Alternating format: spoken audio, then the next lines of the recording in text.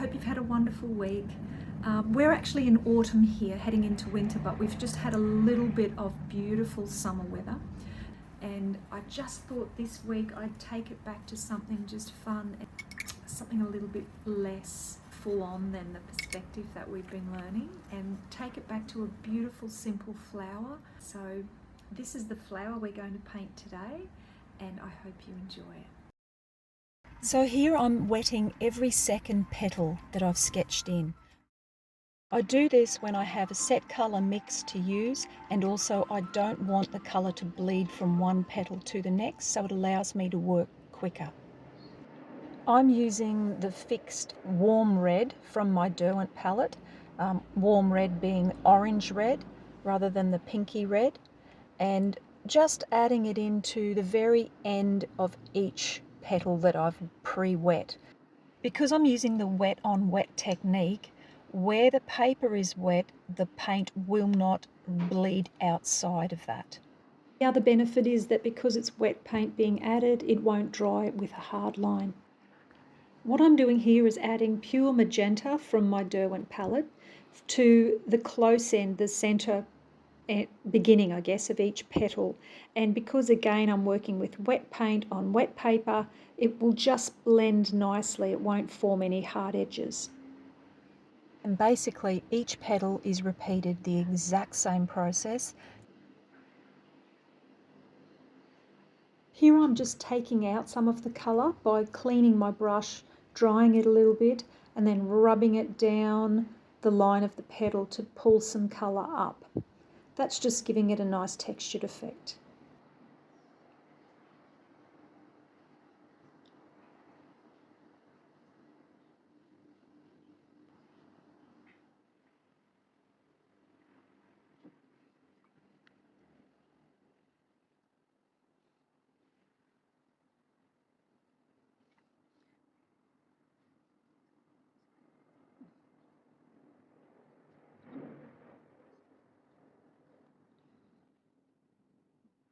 Now, here I'm just adding some darker feature lines, again adding some texture to the petals.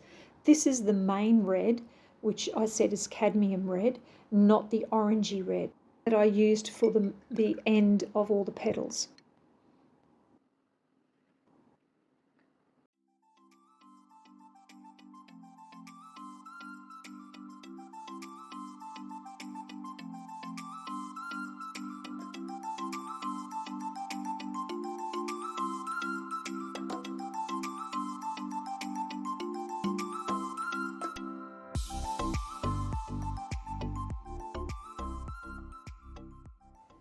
Now, after all of the original petals are done, I'll go around and just wet each of the remaining petals. Be very careful not to wet and let water run into the existing petals. They're not all dry, just wait and make sure that all your coloured petals are nice and dry. Now with these remaining petals, some of them you'll notice are sitting behind the ones I've already coloured. So that means that they're going to be a little bit in shade or shadow. I haven't got the sun heavily on this flower, so I'm just going to use a slightly darker red, which is my cadmium red, or the main red in my Derwent palette. It is the same red that I used before to mark those the stripes in my top two petals.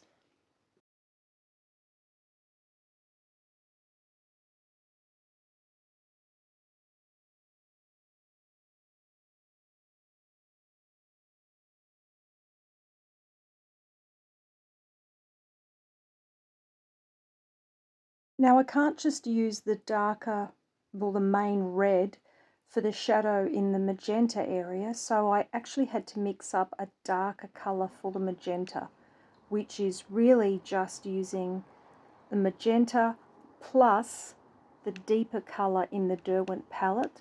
Now if I was to make it up, I would add a little bit of ultramarine blue to my magenta, and if it got too purplish, I'd add a tiny bit of burnt sienna. As this doesn't have to be a specific colour, you could also add a dark brown to magenta, or a Payne's grey to the magenta with perhaps a little bit of dark brown to get a very similar colour. It's really just a wine, like burgundy colour.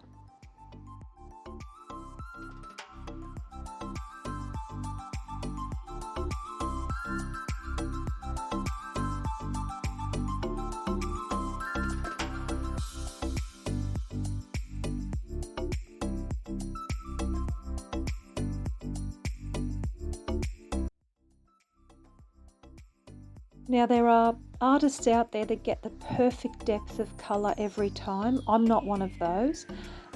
So I don't see anything wrong with going around looking while you're working, while you water, while your paint and your paper's still damp, looking at the depth of something and going, it's a bit weak, and just dropping more colour into it. That's what I'm doing here with my petals, especially with the magenta at the center of it.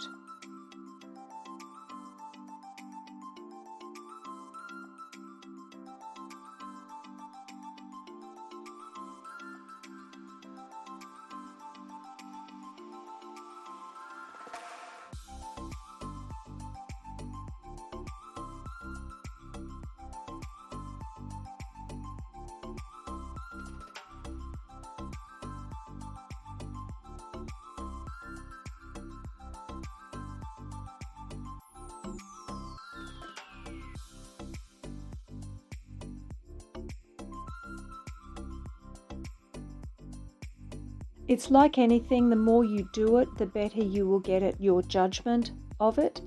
And I guess it's just a personal thing. It's the way that we all are individuals, and we all like to paint, a certain way. So I'm trying to be helpful but not force you to paint the way I paint. So you may be very good at, sort of taking your time and making it the right depth and strength from scratch, which is fantastic, by the way. But as long as you're enjoying yourself, that's the main thing.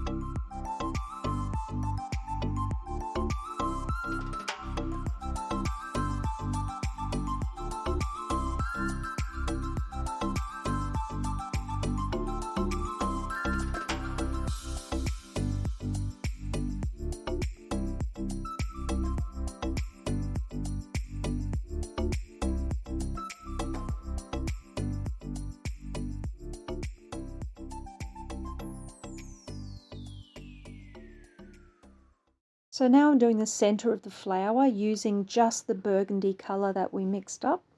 I'm purposefully painting onto dry paper because I don't want this color to run. You can see I've left my little white dots here and there because the actual flower has a little orange, I guess it's pollen, I don't know.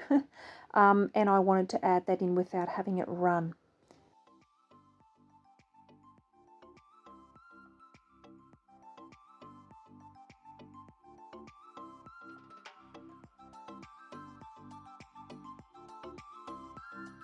Now I'm adding some wet paint to this area just to intensify the center and to push that back, make the petals look like they're coming up out of the center of the flower. Then I can use my slightly darker color to actually go along the edge of each petal that I want to strengthen, and here underneath it needs to be darker to make it sort of grounded to look like the bottom part. Again, I'm just using the burgundy colour.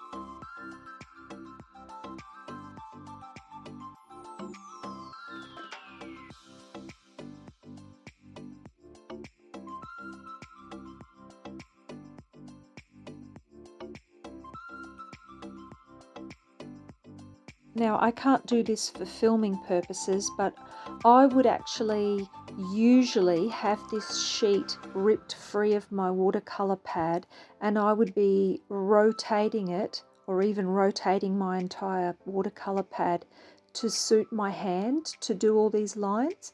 But for these purposes, obviously, I'm doing it fixed. So there you have it, but some of you might think there's more that needs to be done. So yes, there is more I'd like to do with you. But also there is a part 2 to this, which is painting in the background, which is really fun, and we'll do that next week. Have a lovely week. Thank you. Bye.